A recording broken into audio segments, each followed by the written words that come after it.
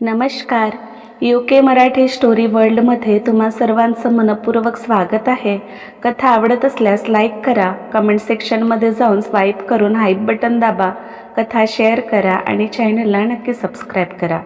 Destiny बंध अनोखे प्रेमाचे भाग 28.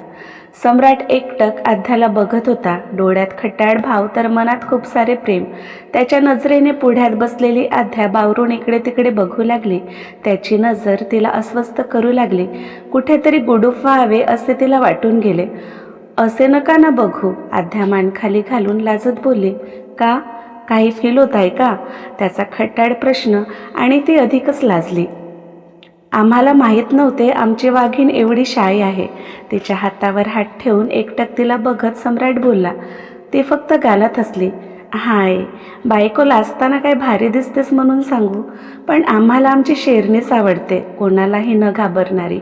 तर मॅडम, लाजणं सोडा आणि मेनू कार्ड बघा. विषय बदलवत सम्राट बोलला. तसे तिने सुटकेचा श्वास घेतला. थँक गॉड तुम्ही मूड पदावर आलात, आध्या बोलून गेली. सम्राट गालातच हसला. तुझी इच्छा असेल तर आम्ही आणखी रोमॅन्टिक होऊ शकतो, पण तुला तेवढं झेपणार नाही, पहिलेच सांगून ठेवतो. डोळे मिचकावत सम्राट बोलला. तशी ती नजर झुकवून गालात हसली. आम्ही आलोच, तू मेनू सिलेक्ट करून ठेव, बोलून सम्राट बाहेर निघून गेला. काही वेळातच तो एका वेटरला घेऊन आत आला. आध्याने त्याला मेनू सांगायला सुरुवात केली तर सम्राट मोबाईलमध्ये बघू लागला. मी तुमच्यावर नाराज आहे, वेटर जाताच आध्या गाल फुगवून बोलली. अच्छा, मग आम्हाला आवडेल आमच्या बायकोची नाराजी घालवायला. हातातील मोबाईल बाजूला ठेवून तिच्या ओठाकडे बघत सम्राट हसत बोलला. नाही, नको, मी तेवढीही नाराज नाही आहे, आद्या घाबरून बोलली. तो गालातच हसला. बरं, मग किती राग आहे आणि कशाचा? त्याने हसतच विचारले. तुम्ही माझ्याशी खोटं का बोललात? तुम्ही एवढे एज्युकेटेड आहात तरी अशिक्षित असल्याचे का बोलले? आद्या गाल फुगवून बोलली. वेल, ते काय आहे ना, आम्हाला आमच्या बायकोचा गोड गैरसमज दूर करायचे नव्हते. त्यानिमित्ताने आमची बायको निदान आमच्याशी न घाबरता बोलायची, आमच्या जवळ यायची. मग एवढा भारी चान्स आम्ही सोडायला तर मूर्ख नव्हतोच. सम्राट डोळे मिचकावत बोला. अच्छा, पण तुमच्या चान्सच्या नादात माझी किती दमछाक व्हायची, आध्या गाल फुगवून बोलली. ते आम्हाला कळले, पण बायको तू खूप भारी आहेस, स्ट्रॉंग, स्वतःचे प्रॉब्लेम स्वतः सोडवणारी, आमच्या घरातील जणू कणा आहेस, पाया आहेस तू. तुझ्याशिवाय आपले घर उभेच राहू शकणार नाही. तू आहेस तर सगळं कसं सुरळीत आहे, तू नाहीस तर सगळं मोडकळीस येईल असे वाटायला लागले. खूप वर्षांनी कोणावर तरी आम्ही एवढे विश्वास ठेवायला लागलो, स्वतःपेक्षाही जास्त तुला मानायला लागलो. आज कळते आबासाहेबांनी तुला आमच्यासाठी का निवडले असावे. सम्राट पहिल्यांदाच त्याचा अहंकार, त्याचा तिरस्कार, राग सगळं दूर सारून मनापासून तिला बोलत होता. पण माहीत नाही का त्याच्या शब्दाने आद्याला दडपण आले. मनात कसलीशी हुरहुर दाटून आली. त्याने हळूच तिचे हात हातात घेत त्यावर ओठ टेकवले. तशी ती भानावर येत त्याच्याकडे बघत कसनुसं हसली. सम्राट, मी एक विचारू? तिने काहीशी घाबरून विचारले. बिनधास्त, आज आम्ही खूप खुश आहोत, तुझ्या सगळ्या प्रश्नाची उत्तरे देऊ आम्ही, सम्राट बोलला. तुमचे अजूनही सेजलवर प्रेम आहे का? जानकीबाईने सांगितले तेव्हापासून तिच्या मनात सारखेच हे विचार यायचे. सेजलसाठी वेडा झालेला सम्राट तिने ऐकले होते आणि आजचे सेजलचे चॅलेंज तिने कुठेतरी मनात भीती दाटून गेली. तुला कसे कळले? सम्राटने शॉक होत विचारले. आईने सांगितले सगळं, आध्या बोलली. तसे त्याने सुस्कारा सोडला. ओके, खरं सांगायचं तर सेजल आमचे पहिले प्रेम. आमच्या मनात तिने प्रेमभावना जागृत केली, पण तिनेच आमच्या मनात तिरस्कारही निर्माण केला. कधी काळी आम्ही तिच्यावर जेवढे प्रेम करत होतो त्याहीपेक्षा जास्त तिचा तिरस्कार करायला लागलो. पण हळूहळू आम्हाला समजायला लागले की ती तर आमच्या तिरस्काराच्याही लायक नाही. तू निश्चिंत राहा, आमचा पास्ट आमच्या फ्युचरमध्ये येणार नाही. आमच्यासाठी तू महत्त्वाची आहेस, ती नाही. सम्राट तिच्या हातावर थोपटत तिच्या डोळ्यात बघत तिला आश्वस्त करत बोलला. आध्या गालातच हसली. सम्राट, काही वेळ गेलाच असेल की तिने त्याला आवाज दिले. मला काही बोलायचे, हाताची चोडबुड करत आध्या बोलली. आजच सगळं बोलायचं आहे तुला, काही गोष्टी राखून ठेव, सम्राट हसतच बोलला. पण खूप महत्त्वाचे आहे, आध्या समजावण्याचा प्रयत्न करू लागली. बरं सांग, तिचे एक्सप्रेशन बघून सम्राट बोलला. ते माझे पहिले ग आध्या बोलतच होती की वेटर त्यांची ऑर्डर घेऊन आला.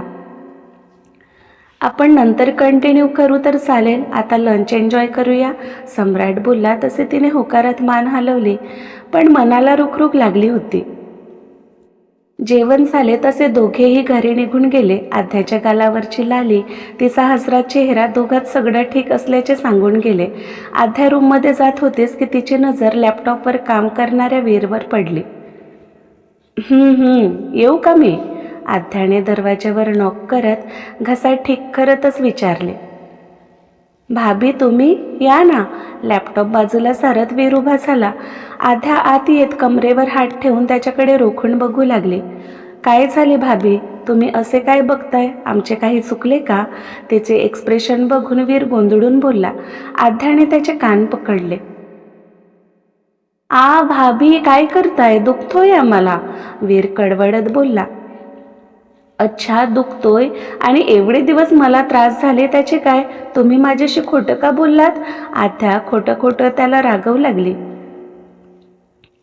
आम्ही काय खोटं बोललो भाभी? सोडा ना कान, दुखतोय खूप, न कळून वीर छोटं तोंड करत बोलला. आध्याने त्याचे कान सोडले तसे तो हळूवार सोडू लागला. काय खोटं बोलले? सम्राट अशिक्षित आहेत हे का सांगितले मला? तुम्हाला माहीत आहे ना मी काय केले? वरून माझ्या वेडेपणात स्वतःही सहभागी झालात. मी रोज रात्री त्यांची शिकवणी घ्यायचे, कळते का? आध्या सोफ्यावर बसत छोटं तोंड करत बोलली. वीर मोठमोठ्याने हसायला लागला. पण काहीही म्हणा हा भाभी, सगळ्या लोकांना स्वतःच्या इशाऱ्यावर नाचवायला भाग पाडणारे भाई मात्र तुमच्या इशाऱ्यावर चालतात. चक्क ABCD शिकले ते. वीर हसतच तिच्या शेजारी बसला. तसे आध्याही गालात हसली. अच्छा, म्हणजे आमच्या बायकोला भडकवणारे तू होतास तर? हाताची घडी घालून दारात उभा सम्राट वीरकडे रोखून बघू लागला. त्याला बघताच दोघांचेही हसू गडूप झाले. भाई, ते आम्ही भाभीची फिरकी घेत होतो, वीर घाबरून बोलला. त्यावर सम्राट गालातच हसला. म्हणजे भाई तुम्हाला राग नाही आला? वीर खुश होत बोलला. तुमच्यामुळे आम्हाला खूप चांगली टीचर मिळाली, त्यात रागवायचे काय? आध्याकडे एकटक बघत सम्राट खट्याळ हसत बोलला. त्यावर आध्या छानशी लाजली. वीर दोघांचे एक्सप्रेशन बघून गालात हसला. चला, म्हणजे शिकवणी सार्थकी लागली, वीर पुटपुटला. सम्राटने एक डोळा विंक करत आध्याला पाहिले, तशी ती लाजतच बाहेर पडून गेली. तुम्ही खूप बदललात असे नाही वाटत भाई, वीर सम्राटच्या चेहऱ्यावरचे खट्याळ भाव बघत चिडवणीच्या सुरात बोलला. तुझ्या भाभीची कृपा, सम्राट हलकेच गालात हसला. वीर एकटक सम्राटकडे बघू लागला. नकळत डोळे भरून आले त्याचे. फायनली सम्राटने आध्याला स्वीकारले होते. काही काम करत होतास का? लॅपटॉपकडे लक्ष गेले तसे सम्राटने विचारले. भाई, थोडंसं काम पेंडिंग होते, तेच करत होतो. त्याच्याकडे पाठ फिरवून वीरने डोळे पुसून घेतले. बरं कर तू तुझे काम, आम्ही पार्टी ऑफिसमध्ये जात आहोत, सम्राट बोलला. तसे वीरने होकारात मान हलवली. भाऊसाहेबांचा विजयी असो, भाऊसाहेबांचा विजयी असो. सक्षम भाऊ, कार्यकर्ते नारे लावू लागले. सगळीकडे जल्लोषाचे वातावरण होते. ढोल ताशाच्या गजरात आमदार सक्षम मोहिते पाटीलची मिरवणूक कोल्हापूरच्या गल्लीबोळातून निघाली होती. सगळे लोक खुशीने नाचगाणे करत होते, नारे देत होते, गुलाल उधळत होते. सक्षमच्या गळ्यात फुलांच्या एवढ्या माळा होत्या की त्याचा चेहराही दिसत नव्हता. सगळे त्याला शुभेच्छा देत होते. त्याच्यावर फुलांची उधळण होत होती. हात जोडून तर कधी हात हलवून सक्षम सगळ्यांच्या शुभेच्छा स्वीकारत होता. मन आनंदाने भरून आले होते. आज खऱ्या अर्थाने आध्याची समाजसेवा, सम्राट सक्षमची मेहनत फळाला आली होती. जनतेने सक्षमला बहुमताने जिंकवले होते. रावसाहेबांच्या पार्टी ऑफिस समोरून मिरवणूक निघाली. काही वेळ सम्राट ऑफिस समोर थांबला. डोळ्यावर गॉगल, गुलालने पूर्ण माखलेला, तरीही वेगळे स्टेशन. सेजल दारात उभी रागाने त्याला बघत होती. सम्राट जीपमधून उडी मारून उतरला. मिस सेजल देशमुख, काय म्हणाली होतीस तू?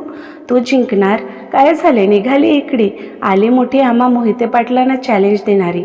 तिच्यावर तुच्छ कटाक्ष टाकून हसतच सम्राट त्याच्या फेवरेट जीपमध्ये बसून एकवार तिला बघत निघून गेला, तर सेजल मुठी आवडून घेत रागाने त्याला जाताना बघतच राहिली. 1.5 वर्षानंतर पहाटे 5चा अलाराम वाजला. तसे नुकतेच सोफ्यावर बसल्या जागी झोपलेल्या त्याची झोप चाळवली. अलाराम बंद करून परत काही वेळ तो तसाच डोळे मिटून बसून राहिला. बंद डोळ्यापुढे तिचा हसरा सुंदर चेहरा आणि खाडकन डोळे उघडले त्याने. कपाडावर हलके घाम जमा झाला. काहीसा अस्वस्थ तो गॅलरीमध्ये जात सिगारेट ओढू लागला. नजर दूरवर गडलेली रूममध्ये येत त्याने एक नंबर डायल केला. गुड मॉर्निंग, कशी आहे ती? फोनवर जरा केविलवाणा स्वरात बोलला. समोरच्या व्यक्तीने काहीतरी बोलून कॉल कट केले. थोड्याच वेळात त्याचा मोबाईल परत रिंग झाला. व्हिडिओ कॉल होता. स्क्रीनवरतीच निर्धास्त होऊन एका मोठ्या टेडीला कवटाळून बेडवर झोपून असलेली, ओठावर तिची निरागस असून तिला बघताच त्याचा कंठ दाटून आला. डोळे पाणावलेले.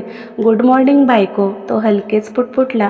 सोबतच डोळ्यातून पाणी गालावर ओघळले. आणखी किती दिवस? तो बोलला. बस काहीच दिवस. मी प्रयत्न करतो तिला समजावण्याचा. पलीकडून आवाज आला. थोडा वेळ बोलून दोघांनी कॉल कट केले. तो लगेच फ्रेश होऊन जिममध्ये गेला. पहिलेपेक्षा मस्क्युलर झालेली त्याची बॉडी, अधिकच हँडसम दिसणारा तो, कुर्ता पैजामा जाऊन T shirt, pant, shirt, 3 piece suit, पूर्णतः बदललेला तो. कुठेतरी घमंड, अहंकारी, स्वतःच्या वस्तूबाबत ओव्हर प्रोटेक्टिव्ह असलेला चिडखोर सम्राट काही बाबतीत तसाच होता. अजूनही ओव्हर प्रोटेक्टिव्ह होता, ते फक्त तिच्यासाठी. ऑफिससाठी तयार होऊन तो खाली आला. नेहमीप्रमाणे सगळेच डायनिंग भोवती बसून होते. तो त्याच्या नेहमीच्या खुर्चीवर बसला, पण शेजारची खुर्ची खाली होती. त्याने हळूच हात फिरवले त्यावरून. गुड मॉर्निंग, भानावर येत त्याने सगळ्यांकडे बघत हसतच ग्रीट केले, पण नेहमीप्रमाणे कोणीही त्याला उत्तर दिले नाही. सुस्कारा सोडून त्याने त्याचा नाश्ता केला आणि सगळ्यांना बाय बोलून बाहेर निघून गेला. सगळे त्याला जाताना बघतच राहिले. आणखी किती दिवस असे राग धरून ठेवणार आहात तुम्ही सगळे? अहिल्याबाई सगळ्यांकडे नजर फिरवत बोलल्या. त्यावर कोणी काहीच बोलले नाही. जानकीबाई नाराजीत त्यांच्या रूममध्ये निघून गेल्या. साक्षी, अगं हळू. साक्षी लगबगीने उठणारच की सक्षमने तिला आधार दिले. 6 महिन्यांची प्रेग्नंट साक्षी त्याच्या आधाराने तिच्या रूममध्ये निघून गेली. एक एक करून सगळे नाश्त्याच्या टेबलवरून उठले. अहिल्याबाई पाणावलेल्या डोळ्याने सगळं बघत होत्या. आपले घर पहिलेसारखे कधीच जुळणार नाही का? अहिल्याबाईने आबासाहेबांकडे बघत कातर स्वरात विचारले. जुळवून ठेवणारी परत आली की सगळं ठीक होईल, आबासाहेब बोलले. पण कसे? त्या तर अहिल्याबाईने डोळ्याला पदर लावला. तुम्ही काळजी करू नका, सगळं ठीक होईल. आपले प्रयत्न सुरू आहेत ना, आबासाहेब त्यांना समजावत बोलले. सम्राट त्याच्या कारमध्ये ड्रायव्हिंग सीटवर बसणारच की घाईने पुढे येत वीर ड्रायव्हिंग सीटवर बसला. आम्ही कार ड्राईव्ह करू शकतो, सम्राट रुक्ष स्वरात बोलला.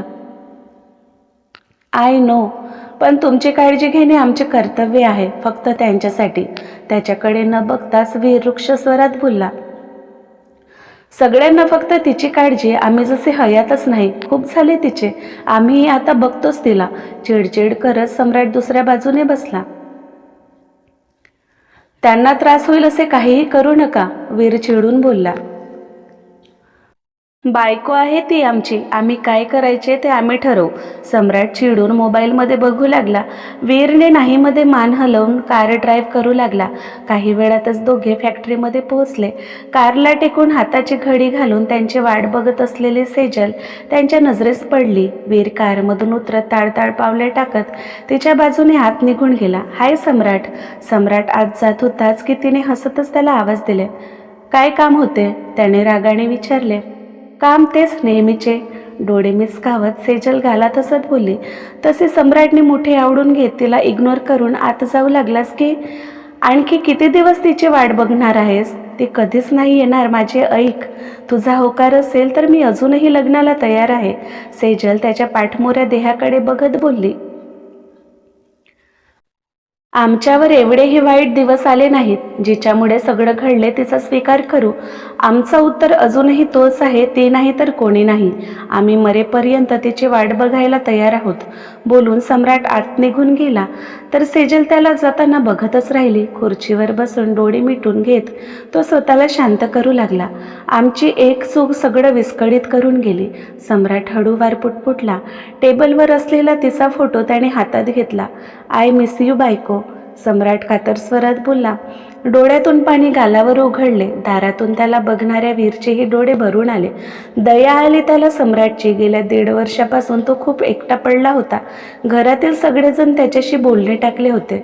छुमछुम पायजणांचा आवाज करत तिचे इवलेसे पावलं हळूवार एका रूमच्या दिशेने वळली. तिने हळूच दरवाजा पुश करत आत डोकावून पाहिले. ती मोठ्या टेड्डीला कवटाळून आत्ताही झोपून होती.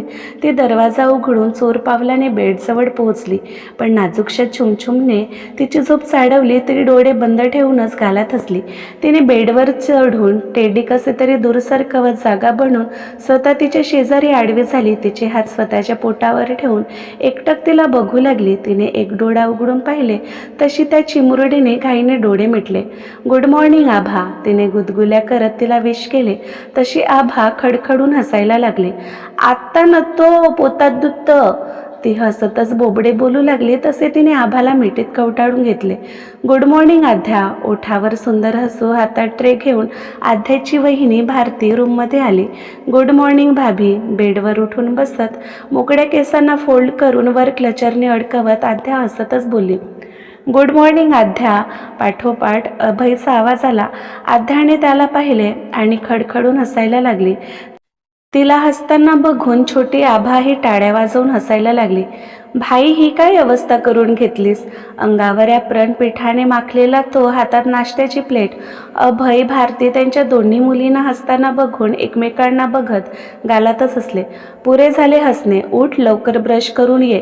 मी तुझ्यासाठी छान गरम गरम धपाटे बनवले, अभय बोलला. सिरियसली अभय, तू बनवलेस? हातातील ट्रे टिपाईवर ठेवून कमरेवर हात ठेवून भारती रागाने त्याला बघू लागली. मग नाही तर काय. बरं आध्या, तूच सांग, कोणी बनवले असेल? अभय छोटं तोंड करून बोलला. आध्या हसतच दोघांना बघू लागली. धपाटे तर भाभीनेच बनवले. हां, पण तू मात्र किचनमध्ये लोडबोड नक्कीच केलीस. काय भाई, भाभीला किचनमध्ये कधीतरी एकटे सोड. डोळे मिचकावत आध्या बोलून हसतच बाथरूममध्ये निघून गेली. तिच्या पाठोपाठ 2 वर्षाची आभाही. ती जाताच अभयचा चेहरा गंभीर झाला. अभय, भारतीने त्याच्या शोल्डरवर हात ठेवले. आणखी काय काय वाढून ठेवले तिच्या नशिबात काय माहीत. सुस्कारा सोडून अभय बोलला. तू काही ठरवलेस का? भारतीने विचारले. आज बोलणार आहे मी तिच्याशी, अभय काहीसा विचार करत बोलला. सगळ्यांनी मिळून नाश्ता केले. आध्या ऑफिससाठी म्हणून तयार होऊ लागली. Blue colour jeans, red blue चेकचा शर्ट, केसांचा हाय पोनी, मेकअपच्या नावाखाली डोळ्यात काजळाची रेष, ओठांना लिप बाम, गळ्यात हार्ट शेप पेंडंट असलेले गोल्डन चेन, पायात स्निकर्स. एकवार स्वतःला मिररमध्ये बघून तिने खांद्यावर बॅग अडकवून एकवार भिंतीवर टांगलेल्या फोटोकडे बघून हसतच ती बाहेर निघून गेली. अभय कार ड्राईव्ह करत होता तर आध्या त्याच्या शेजारी पॅसेंजर सीटवर बसून बाहेर खिडकीतून बघत होती. आध्या, नजर रस्त्यावर स्थिर ठेवून अभयने आवाज दिले. हां भाई. आध्याने हसतच त्याला पाहिले. ते ड्रॉवर उघडून बघ, अभयने नजरेने खुणावले. काय आहे भाई? ड्रॉवर उघडून तिने आतील एक लिफाफा काढले. लिफाफ्यामध्ये एक फोटो आणि एक पेपर होते. आध्या गोंधळून फोटोकडे बघू लागली. भाई, आध्या शॉक होत पुटपुटली. तुझ्यासाठी यांचे स्थळ आले, कोल्हापूरचे खासदार मोहिते पाटलांच्या घरचे. त्या मुलाचा फोटो आणि बायोडाटा. त्यांना तू पसंत आहेस, बस तुझ्या होकाराची ते वाट बघत आहेत. एकदा फोटो आणि बायोडाटा बघून घे, अभय बोलला. तशी ती शॉक होत त्याला बघू लागली. मी लग्न करणार नाही भाई, आणि का ते तुलाही माहीत आहे, आध्या रुक्ष स्वरात बोलली. माहीत आहे प्रयागवर तुझे खूप प्रेम आहे, पण नुसते त्याच्या आठवणीत तू आयुष्य नाही काढू शकत बाळा. ऐक माझे, आयुष्याला एक संधी दे. होऊ शकते तो प्रयागपेक्षा जास्त तुला प्रेम देईल, अभय तिला समजावत बोलला. माझ्या प्रयागची जागा या जगात कोणीच घेऊ शकत नाही आणि त्याच्या एवढे प्रेमही कोणी देऊ शकणार नाही. मला यांच्याशी लग्न करायचे नाही भाई. तू त्यांना नकार कळवून टाक. आध्याने सम्राटच्या फोटोवर जळजळीत कटाक्ष टाकून ते लिफाफ्यात बंदिस्त करून ड्रॉवरमध्ये कोंबले. अभय हताश होत तिरक्या नजरेने तिलाच बघत होता. एवढ्या वेळचा मोबाईल कानाला लावून त्यांचे संभाषण ऐकणारा सम्राटच्या डोळ्यात राग उतरला. आम्ही तुझ्यावर किती प्रेम करतो हे दाखवण्याची वेळ आली बायको. Be ready. आम्ही येत आहोत आमचा हक्क घ्यायला. मोबाईल टेबलवर भिरकावून देत सम्राट दातावर दात चढवत बोलला. क्रमशः. तर आजचा भाग कसा वाटला कमेंटमध्ये नक्की सांगा. लवकरच भेटू पुढील भागात. नमस्कार.